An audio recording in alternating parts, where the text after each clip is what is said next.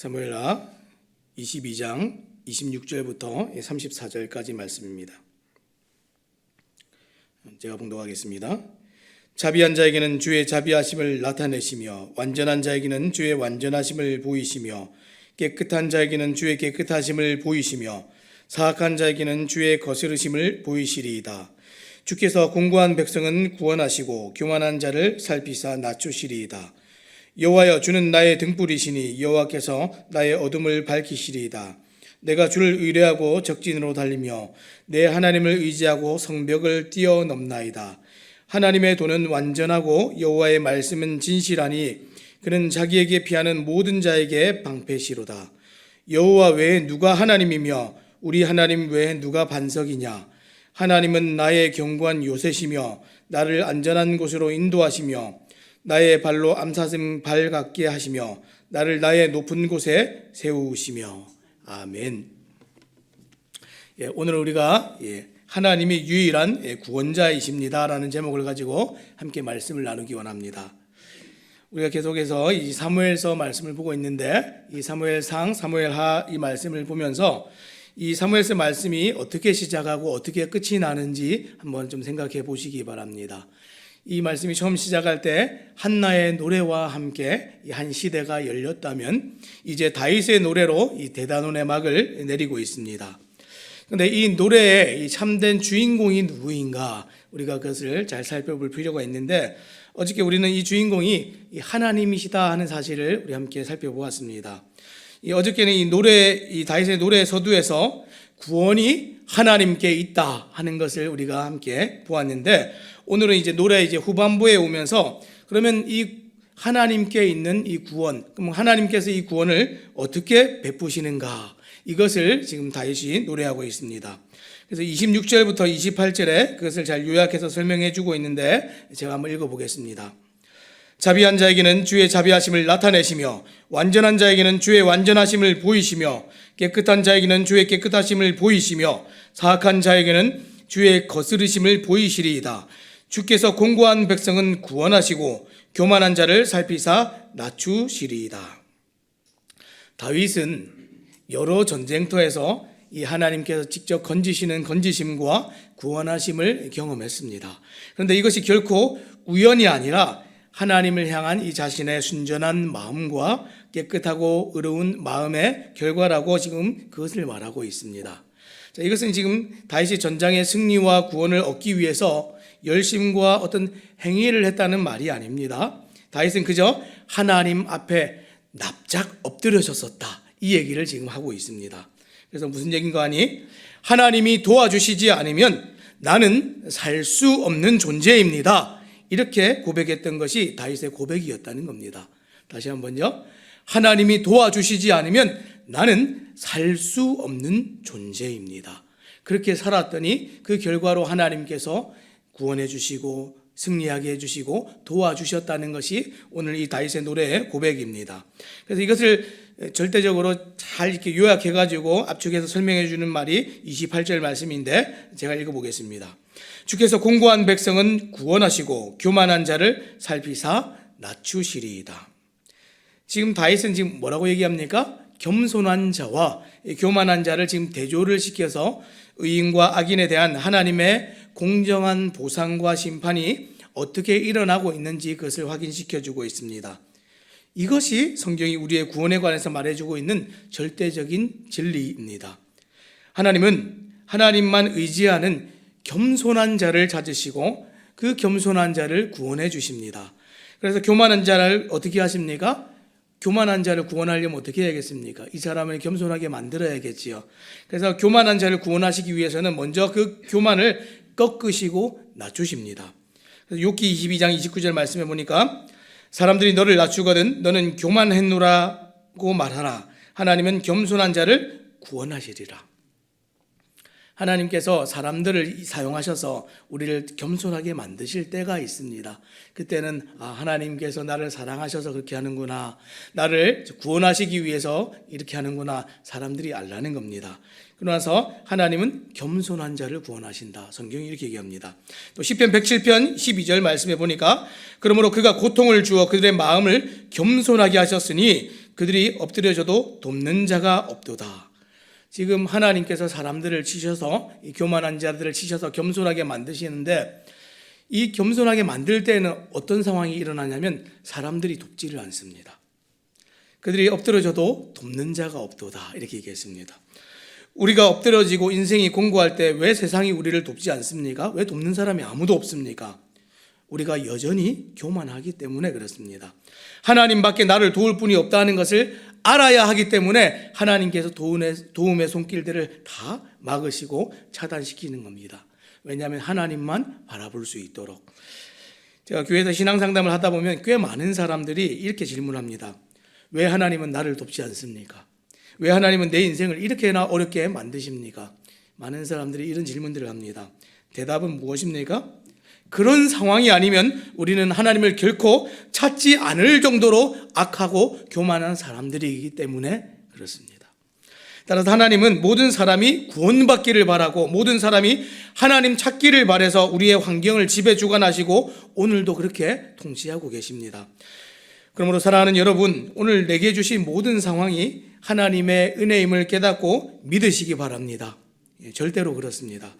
다윗은 오늘 하나님이 우리의 유일한 구원자 되신다 하는 이 진리를 말하기 위해서 자신이 이 전장에서 경험했던 하나님을 지금 세 가지의 모습으로 지금 설명하고 있습니다.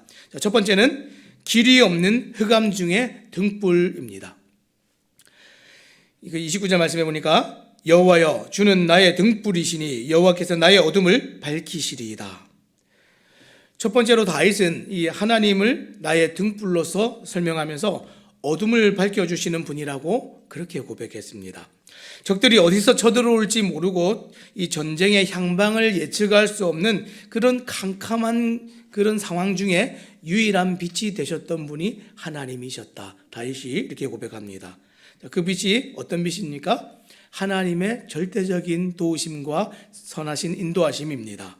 다윗은 과거에 자신을 이 사망의 구렁텅이에서 건지신 하나님의 놀라운 구원을 경험했고 지금 뭐라고 얘기합니까? 이제 와서 노래할 때에 밝히시리이다 이렇게 얘기했습니다. 이 밝히시리이다라는 표현을 보니까 어떻습니까? 지금 미래에도 계속 하나님만이 유일한 구원자 되심을 그 사실은 변함이 없다 하는 그것을 이 노래에 담아서 고백하고 있습니다.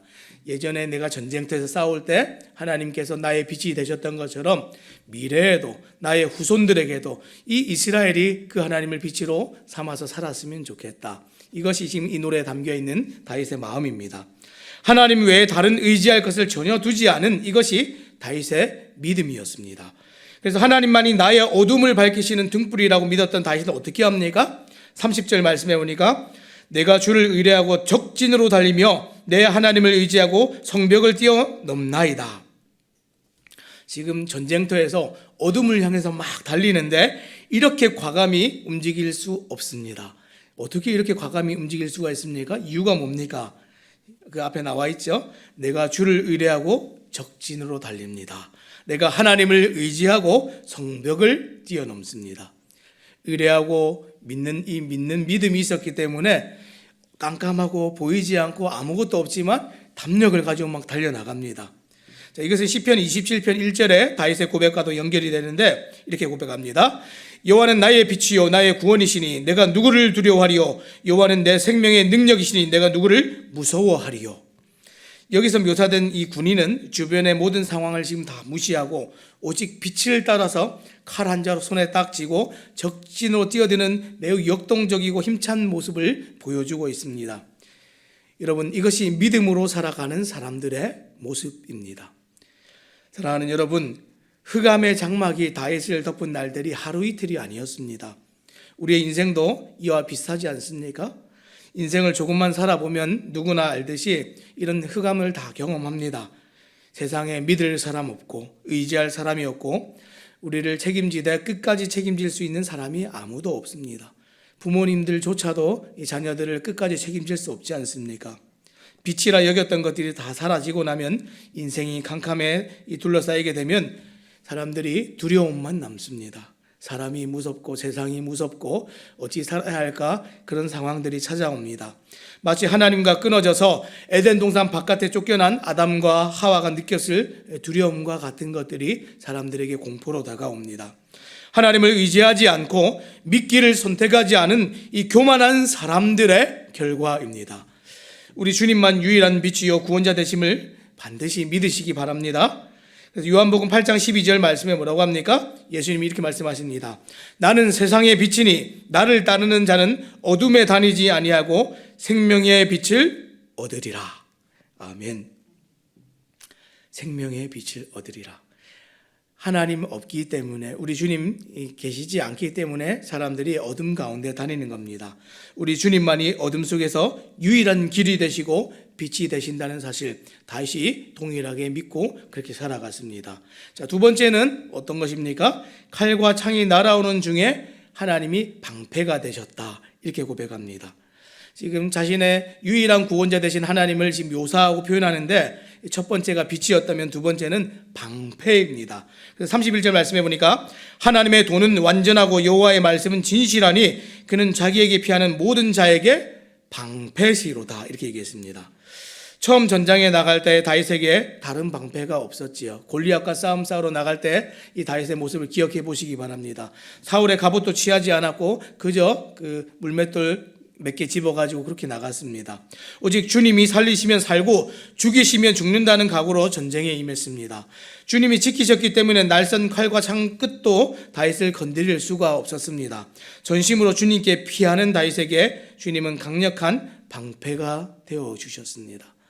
우리가 세상에서 살아가면서 어디 피할 데가 있어서 막 이렇게 열심히 피해보지만 피해집니까? 결국에는 찔리고 피 흘리고 상처받지요. 주님께 열심으로 피하는 다윗과 같은 그런 열심이 우리에게 필요합니다. 전쟁을 오랫동안 해온 군인들이 볼 때 지금 이 다윗의 모습은 어떻습니까? 방패를 가지지 않았다는 것은 정말 무모한 일이고 이것은 전쟁에서 자살행위입니다.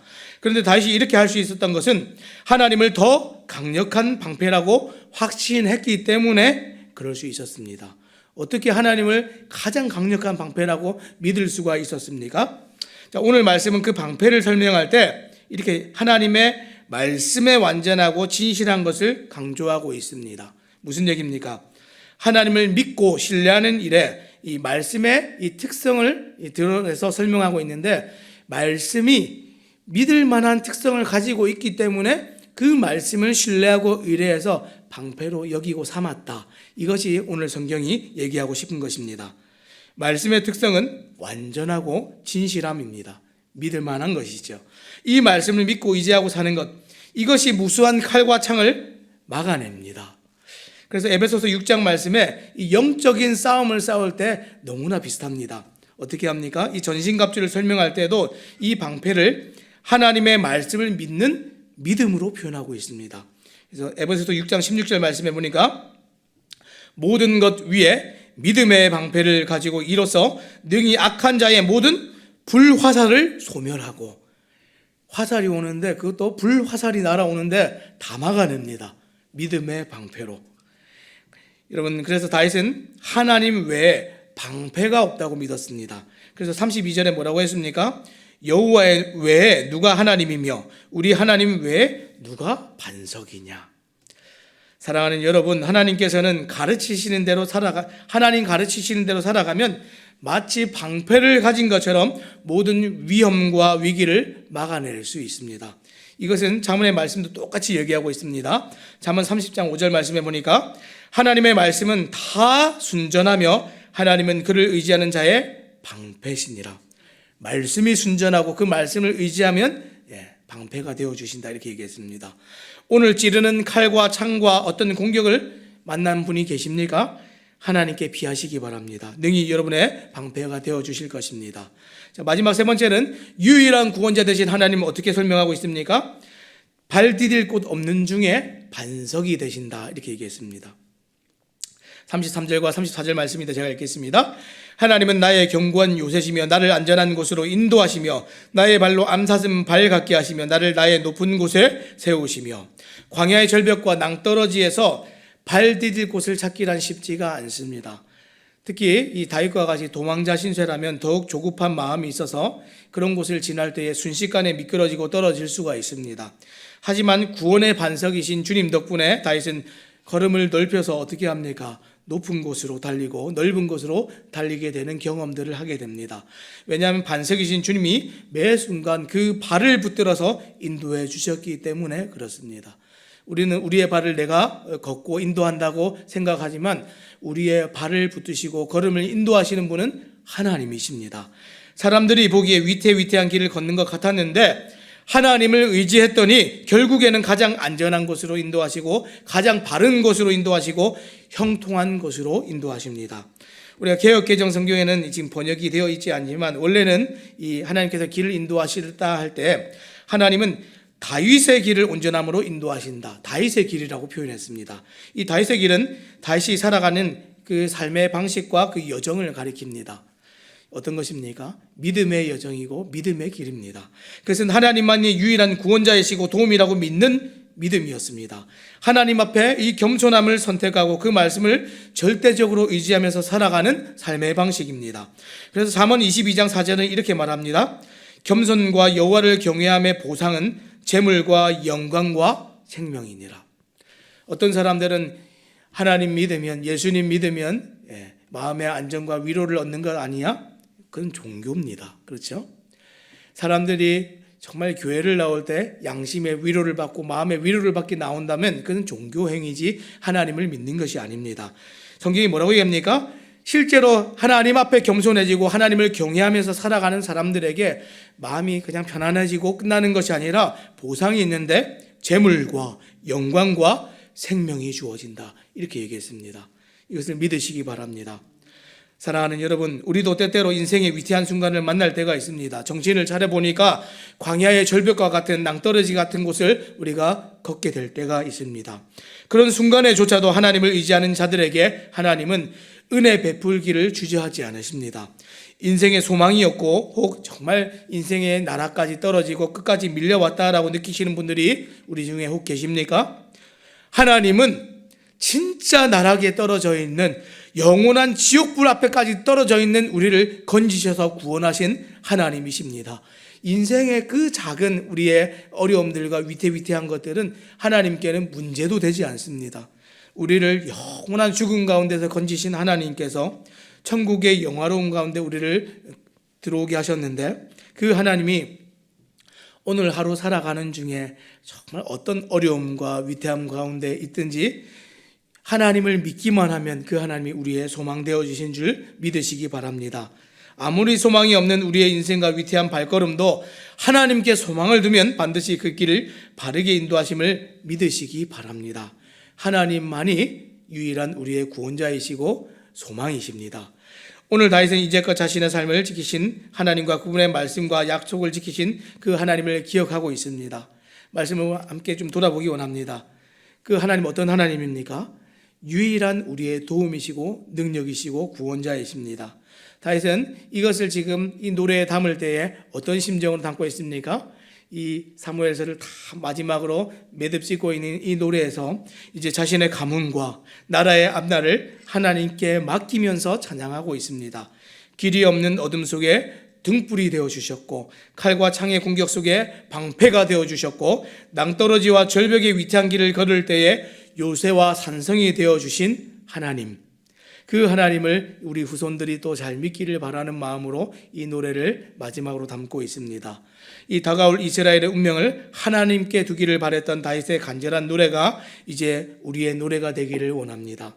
우리의 유일한 구원자 되신 하나님을 하나님 외에 다른 의지가 없음을 아는 지혜가 우리에게도 있고 또 다음 세대들인 우리 자녀들에게도 있어서 하나님을 소망하기를 가르치고 그것을 또 권면하는 우리 모두가 되기를 또 우리 주님의 이름으로 부탁드립니다.